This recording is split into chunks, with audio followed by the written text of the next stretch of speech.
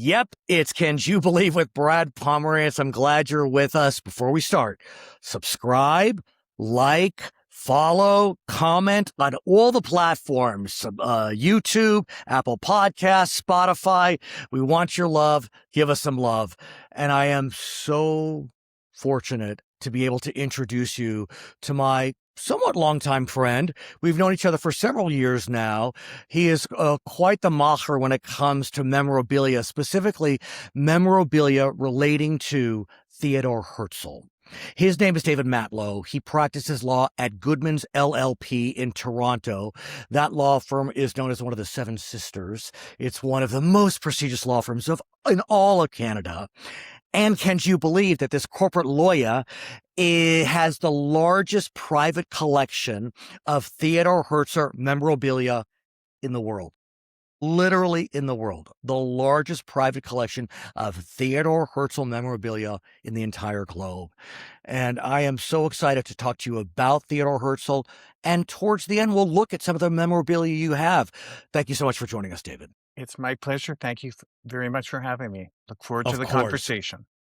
Of course. So let's start by broadening out the conversation and make sure everyone knows who is Theodore Herzl. We know he's the father of Zionism, of political Zionism, but let's start at the beginning. Where was he born? When was he born? Tell us about his family. Herzl was born in 1860 in Budapest, Hungary. So that's some 166 years ago. Obviously from a Jewish family. He had a sister who sadly passed away when she was a teenager, so he was an only child. He was a mama's boy, the jewel in the eye of his mom. But was he ethnically Austrian, ethnically Hungarian, ethnically German? Where did his family pull from? He felt really close to, at the time, German was the highest culture. And so he felt himself very, very Germanic, although there's a myth about Herzl that he didn't really know about his Judaism. That's not the case. He did go to Cheder, afternoon school. He did have a bar mitzvah, which was called a confirmation. His family were members of the Dohani synagogue, which is a major, large, beautiful synagogue. Still exists today. Yeah. And in fact, his birthplace was immediately next door to that Dohani synagogue. There's a plaque there. So he was quite connected to Jewish life as a child. But was his family, were they religious Jews? Were they shtetl Jews? Or were they really more assimilated Jews where they were part of the synagogue and Jewish community, but, they didn't look like the shtetl Jews with the payas and everything? They were not religious. They were more secular, but they were knowledgeable. In fact, one of Herzl's grandparents, I can't recall whether it's his mother or father's side, came from a religious background. But as Jewish life evolves and generations pass, people sometimes get less and less religious. And that was the case for Herzl. But he did have a Jewish knowledge, but he was not himself religious. So in the 1860s and 70s, Budapest was a major city in what was known as the Austro-Hungarian Empire. The other major city was Vienna. And so I guess we shouldn't be surprised to learn that Herzl does find himself in Vienna in the late 1870s. Am I right? That's correct. After his sister Paulina passed away, obviously a tremendous tragedy for the Herzl family. So to get away from those bad memories, they moved to Vienna. So Herzl was a teenager at the time. And then after the equivalent of his high school, he went to college, university in Vienna. And that's where Herzl's life story ensues from that period of time being in Vienna. And I would never compare myself to Herzl, except to say, me, like Herzl, got my law degree, maybe practiced for a little while, and then moved on and became a journalist. Is that right? Pomerance and Herzl both were lawyers that became journalists? That's correct. Herzl went to law school, and what he wanted for his career was to be a judge. And in Austria, Jews could not be judges. Herzl experienced anti-Semitism in his lifetime, in his college fraternity, and professionally as well. So when he learned or was concluded that there was no avenue for him to be a judge, he, I guess they would say it now, pivoted, and he became a playwright next and wrote a Okay. number of plays that were performed in the Viennese theater with Okay. middling success. And then he became a journalist and got a position with the Neue Freie Presse, which was a very prominent Viennese newspaper, equivalent of the, let's say, the New York Times or LA Times, a very prominent newspaper in Vienna at the time. And that was a pivotal position that he received because, as I understand it, he was quickly stationed in Paris. And this is around the 1890s. And what happened in 1894 that caused Theodore Herzl to have a complete epiphany about he and the Jewish people? So this was a life-changing moment for Herzl. As a journalist for that newspaper, he was covering the Dreyfus trial in 1894.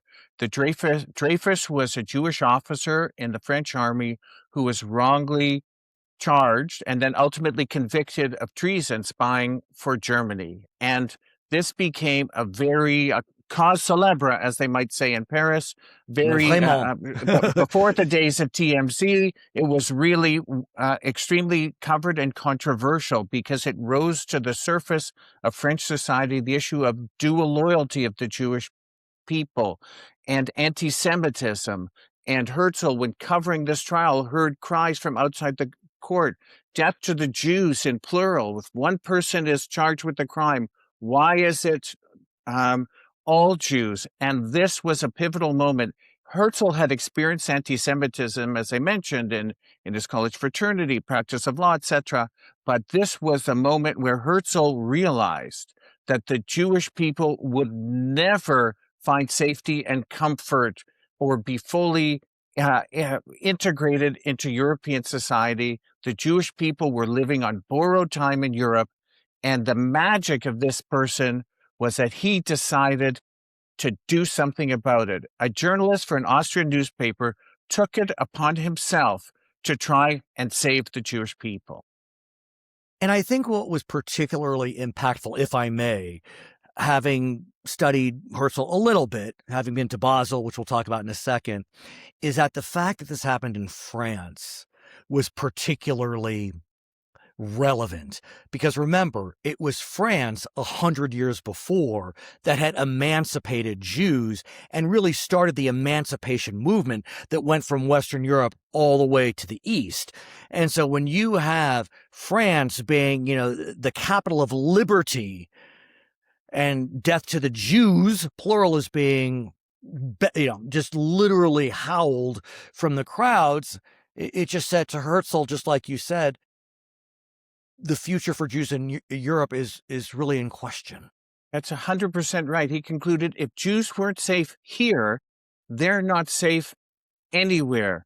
And I guess it was a mirage of Jewish acceptance into society, but then this triggering event showed that there was anti-Semitism. And I dare say this is something living in Toronto that we've experienced after October 7th. An event happened. And I dare say, living in Los Angeles, it is a stunning moment in time for Jews in the diaspora and in Israel as well, that we are facing such a huge amount of hate, and the parallels are deafening and mind-numbing. And we could digress, but let's try not to. It's difficult. I want to talk about what happened 2 years later, because in 1896, Theodore Herzl publishes a book that really changed the future of Jews around the world, called Der Judenstaat, which means it's the Jewish state. Herzl took it upon himself to try and find a solution to this. And this is the magic of Herzl. And I speak to a lot of groups, especially school groups, when people say, "Oh, I wish somebody would do something about that," or "Wouldn't it be great if someone did something about that," or "Why doesn't someone do something about this?" Herzl said, "I'm going to do it. A journalist in a Viennese newspaper, I'm going to do it." And what he did is he sat down and came up with a plan. And his plan, the solution to anti-Semitism, which is what he was focusing on, was for there to be a Jewish state. and it was published on February 14th, 1896. I say it's a Valentine's message of Herzl to the Jewish people, the Jewish state, and its subheading was a modern solution to the Jewish question. The Jewish question was anti-Semitism. Herzl was trying to solve for anti-Semitism. And although Herzl was known as a pretty prominent author, he wasn't known to care about Jewish issues. So when he stood up and issued this book and said, "I want to help solve for the Jewish people," this was shocking, and it brought many people to Vienna to meet him, saying, "Who is this guy? This is the ticket. This is what we've been looking for." I picture the people in Anatevka saying, "Okay," and from the shtetl, Right. there's an answer here, and from that, Herzl embarked on the next stages of the Zionist project. And the key point about Herzl Zionism is it was a political Zionism, a diplomatic Zionism. It wasn't simply religious or philanthropic. It was really focused on self-determination for the Jewish people in the land of Israel. And so he publishes this book in February 1896. 1 year later, he is leading up the first Zionist Congress. Now, he wanted to hold the first Zionist Congress in Vienna, in Budapest, in Berlin.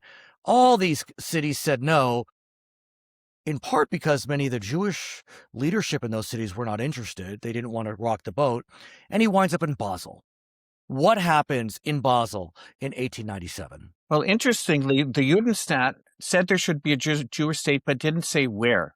He was agnostic. It could be in the land of Israel, which was then called Palestine. It could be Argentina, where Baron Hirsch was creating settlements. It didn't matter. But then he convened the first Zionist Congress. So that was in August of 1897 in Basel, and you're absolutely right. It took a few tries to find a place that would host it. And imagine, this is in 1897, finding 200 people who would 200 Jews. You couldn't 200 do a Jews, Google no search. less. There was no Google. Finding 200 people, sending them a letter, inviting them to come, and they came, including, I believe, 11 people from America, from the United States, came to Basel, and they had this 3-day conference in Basel, and it was in Basel that something that is now called, or was then called, the Basel Program was established, which was the purpose of Zionism, is to have a homeland for the Jewish people assured by international law. That's the political part of it, in our ancestral homeland, the land of Israel, then called Palestine. And that became the platform of the Zionist movement.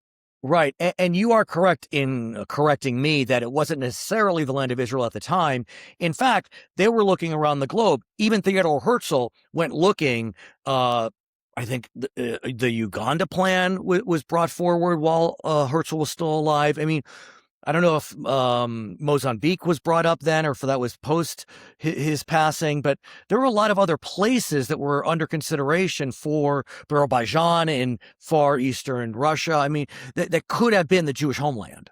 Right. There were a number of options. The reference to Uganda, that came up at the Sixth Zionist Congress in 1903. That's the last Congress that Herzl attended before he passed away. And that was an offer by the British to say, hey, we have this piece of land in Eastern Africa. It's actually modern-day Kenya, but everyone refers to it as Uganda. And this was a critical piece because the delegates, especially the Russian delegates, who were the most oppressed, who had the most to lose, whose lives were the most terrible, said, there's no Zionism without Zion. It can't be just anywhere. It's our connection to the ancestral homeland that we've been saying at the Passover Seder for thousands of years. Next year in Jerusalem, our synagogues face Jerusalem. It's part of our culture. It's part of our religion. So it was returning to Zion. And so from 1897 on, it was the Zionist movement was always about in Eretz Yisrael, the land of Israel. There were other initiatives who said it's impossible. This was Israel Zangwill and the territorialists later said, we've got people in parallel now. Let's find any place. In fact, there was an attempt to have it in Galveston, Texas. All kinds of different choices, and imagine life would have been many lives would have been saved in the Holocaust which followed had there been some place. But ultimately, Zionism was this place. So sadly, you hinted at it. He passed away young. He passed away in 1904. He was only 44 years old. But his dream lived on. And as we know, in 1948, the land of Israel became the Jewish state of Israel. It is a pluralistic state, of course. But we are now 7-8 decades in, and Israel is a modern country today. But I want to turn to you, if I may. How does a nice corporate lawyer become the #1 collector of Theodore Herzl memorabilia in the world? And I guess we got to start with Goldie Pomerance. You and I may be related. We're trying to figure that out. But your paternal grandmother is Goldie Pomerance Matlow, ultimately from Belarus. And I think she may have planted the seeds for you to become interested in Theodore Herzl? Well, the interest in Herzl and Zionism I come honestly through my parents and my grandparents. Goldie Matlow was married to my grandfather, Archie Matlow, also from Belarus. They moved to Toronto, built a life here, but always dreamed of a Jewish state, worked towards it. There's an perhaps apocryphal story in our family that when Herzl died in 1904, my grandmother gave the eulogy in her community on Herzl, about Herzl. Either the problem or the unusual element of the story is my grandmother would have been only 6 years old at that time, but knowing my grandmother, she was precocious. Perhaps it's possible. And then in 1955, the state of Israel was created in 1948, and in 1955, my grandparents moved from Toronto to live in Israel, in Ramat Gan, outside Tel Aviv, and we would, as children, go visit them in the 1960s, which was quite unusual at the time, visiting our grandparents in Israel for the summer. Sure, and I believe perhaps that's where I understood at some level that this place was different. This was a Jewish place. The different language, different customs, and it was a historical time. It was the newly created state. But as I understand it, sure, those trips were impactful. Going to Jewish school was impactful. You wrote a play in 7th grade, I believe I read. Camp Ramah had Herzl programming. You moved to Israel for a short time when you were a teenager. But it really was when Goldie died, I understand, in 1991, that this Toronto Blue Jays collector became a Theodore Herzl collector. What happened upon Goldie Pomerance Matlow's death? Right. So I have the collecting gene. I've always collected coins, stamps, hockey cards, Toronto Maple Leafs, Blue Jays after they were created in 1977. When my grandmother passed away in 1991, I asked for a portrait of Herzl that hung in my grandparents' home in Ramat Gan.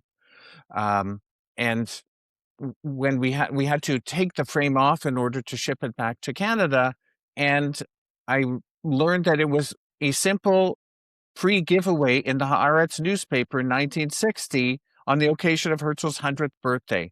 But my grandparents put it in a very prestigious frame and hung it in a very auspicious place in their home because that showed the importance of Herzl to them. And that was item 1 in my collection, and I have since acquired at least 6,000 more. Yeah, we can thank eBay for that. We can thank the internet for that. You have over 6,000 pieces. Break it down. Books, postcards, knickknacks, letters. What do we got? So I've 28 signed Herzl letters and cards, so autographs. Let's say I have about 1,000 Herzl postcards, and Herzl also includes Zionist Congresses and things that he's created: the Jewish National Fund, the World Zionist Organization. I have several thousand pieces of ephemera, flyers, pamphlets, booklets, ephemera, the kind of things that you would otherwise throw out, but someone was lucky enough to keep it and get it to me. And then 3-dimensional items, maybe 500 or so coins, medals, and weird things, ice tongs, pen knives, watches, pencils, all kinds of things. What this was about, after Herzl died, they had to keep the dream alive, they being the Jewish people and the World Zionist Organization. The dream could not die with Herzl. So his likeness was put on so many things to keep the idea of a Jewish state alive during the dark period after his death. Two So world wars.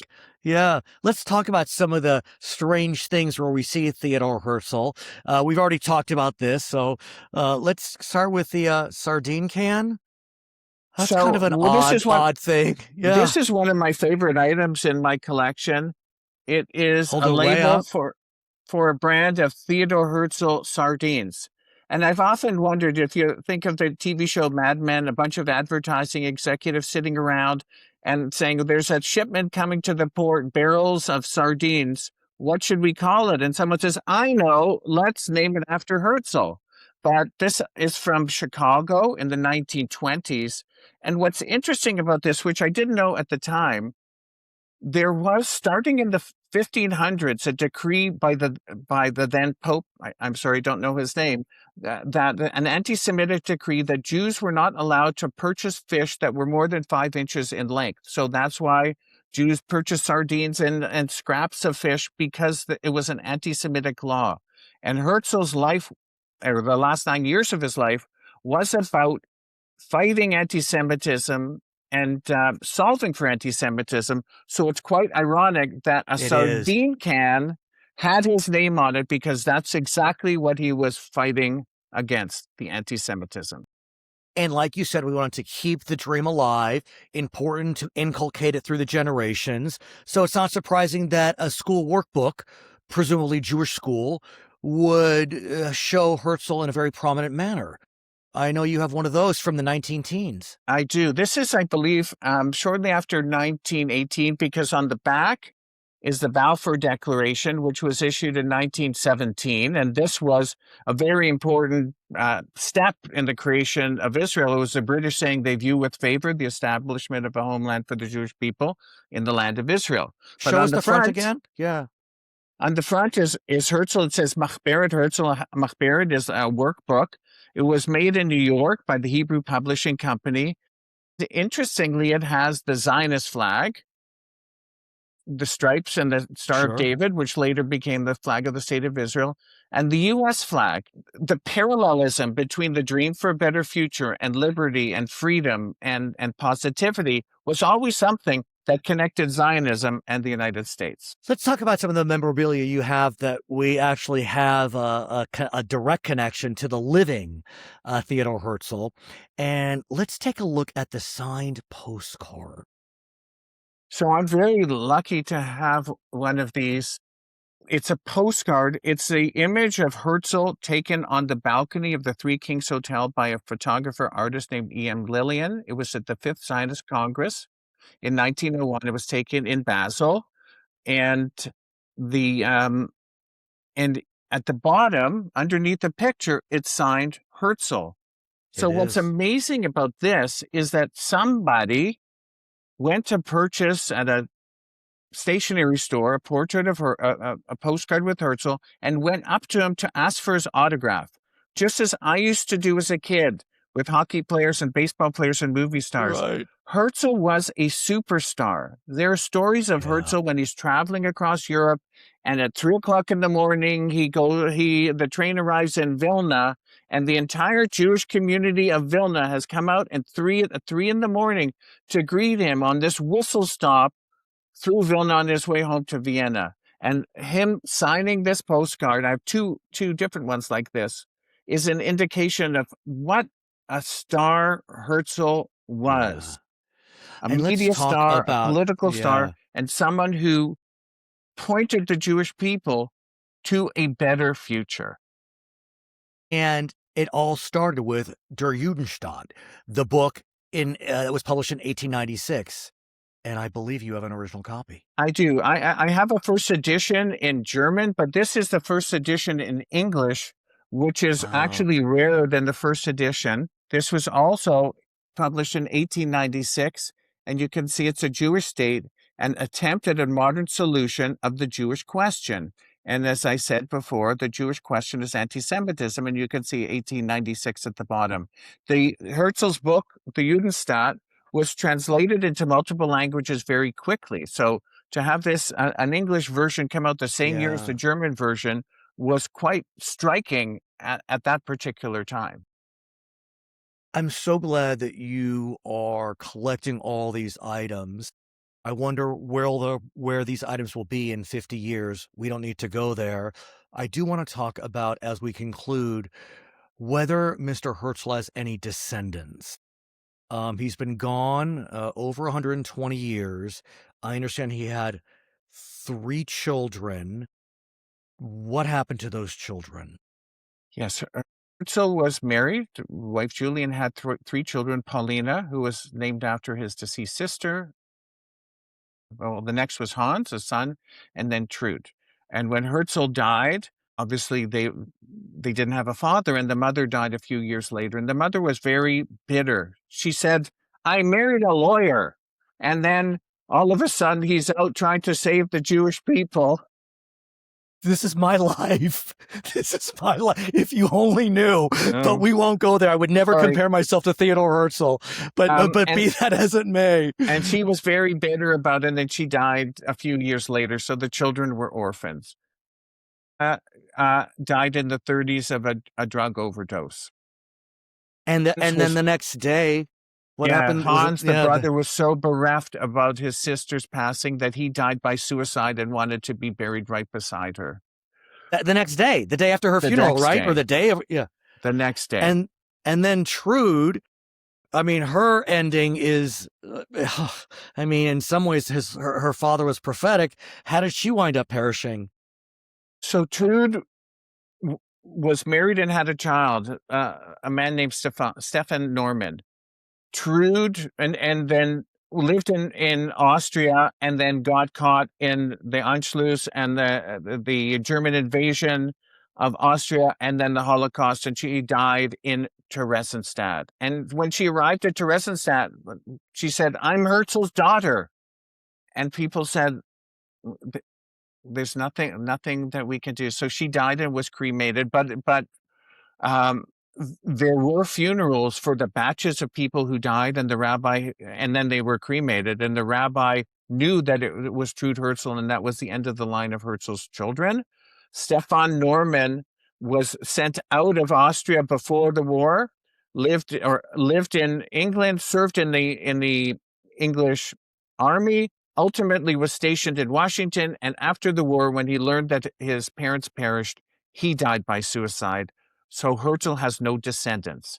There are cousins through his father's brothers, that chain, but he has no direct descendants, though all of us who enjoy the state of Israel that he envisioned and worked for and gave his life to were perhaps, in a sense, his spiritual descendants, but there are no biological descendants. Which is tragic, but as you said, he has left a remarkable legacy. We, as you know, I work at Jewish Life Television as well. We air films related to Theodore Herzl as much as we can. You are in 2 of those films, for which we are very appreciative. And at a time when the word Zionism has become so perverted and so misunderstood, I think it is so very important that we remind ourselves what Zionism means. And like I said, like you've said, it's simply self-determination for the Jewish people, the 21st century version, in the land of Israel, the indigenous home of the Jewish people. What would you say as we conclude? I would say that Zionism is misunderstood. Zionism, and to articulate it a little bit differently than you said, but the gist is the same. It's a national liberation movement of the Jewish people. It's a liberation movement. It is a liberation movement. Securing for the Jewish people the right to live safely and freely in our ancestral homeland. That's it. And Herzl believed that if we have that right, everyone has that right. We're asking only for the right that other people have. It's as simple as that. And it's hard to accomplish. It's never been done before that a people have, after 2,000 years of longing and wandering, have returned to their ancestral homeland. And it's not easy to do. And mistakes are made and all kinds of things. But the essence of it, the right of the Jewish people to live freely and safely where our people were started and go back to it, where we have the connection, is what Herzl envisioned. And it's not easy to do. And there are people who don't like it, but we gotta, like Herzl. Herzl believed the future could be better. The impossible can happen.